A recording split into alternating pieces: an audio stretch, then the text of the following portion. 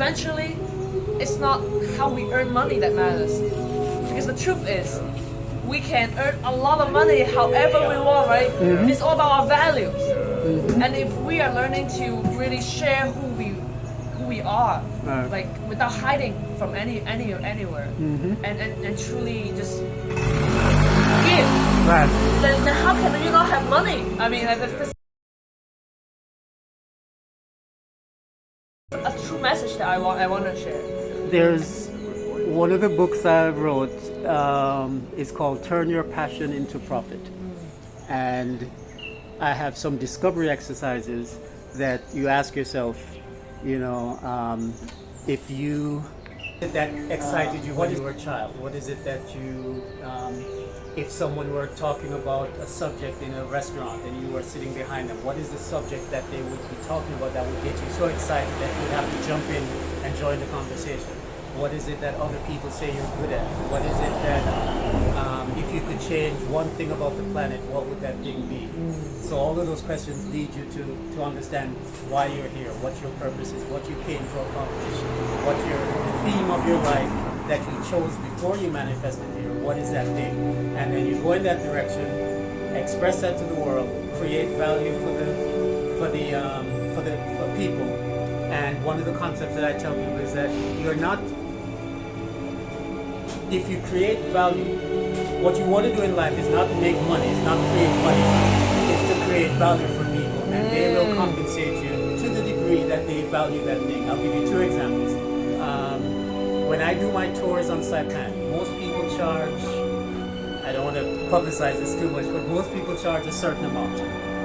I charge at least 4 times that amount for my tours, because my tours are all day, they're very detailed, very thorough. I've written books on Saipan, so I know they're getting a good deal.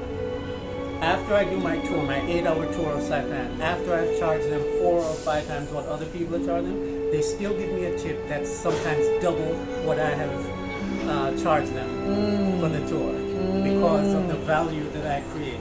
They can't get that value. So for them, giving someone a tip of a couple $100, in their mind, it's a tip.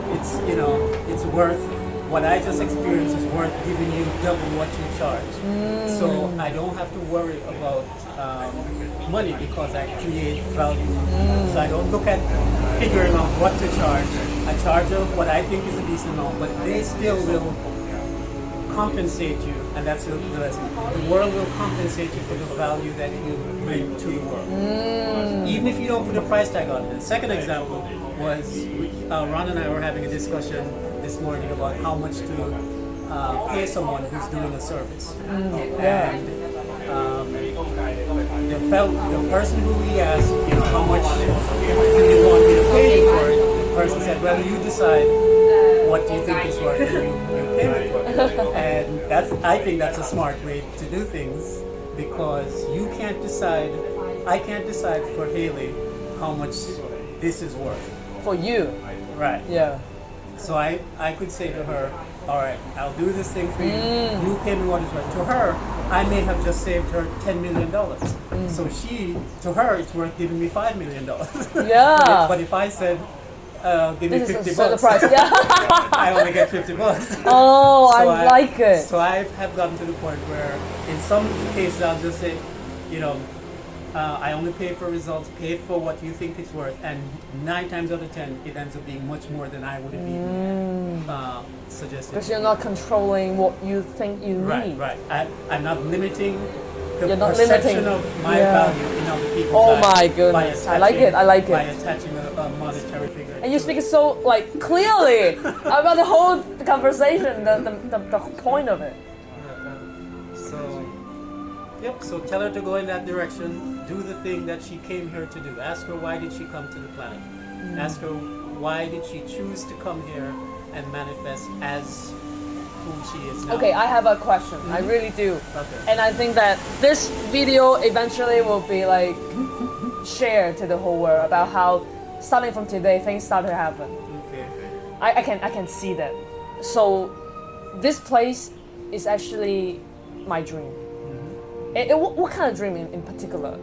A dream that talks about a community where people can choose what they want, they do what they want, and eventually they can share values with each other. Yeah. Because to me, happiness is like, I have a story like I like, where people talk about heaven, the difference between heaven and hell, right? Is that they all eat, but they all eat with like a 1 meter long spoon. So if I eat like, only think of myself, I cannot eat, eventually I die because I'm starving. Right? I've heard that. You heard that, right? So in heaven, meaning in a community where people help each other, we all can thrive. And that's what I believe in education. I think that in education right now, I know that people try their best. I understand that. I value they exist for a reason. Because of the people, a number of people, only like small number of resources that can difficultly like really help them grow and to really find the things that can suit their needs, right, of growing a person. So instead, we create a space like here so that people can find their spot. They can sit down and, if possible, be guided, so that eventually they can grow. So my question being, this is it's like a vision to build community. What can we do? Of course, you talk about like the values, right? What values can we provide people so that people can start living their true mission, their true purpose?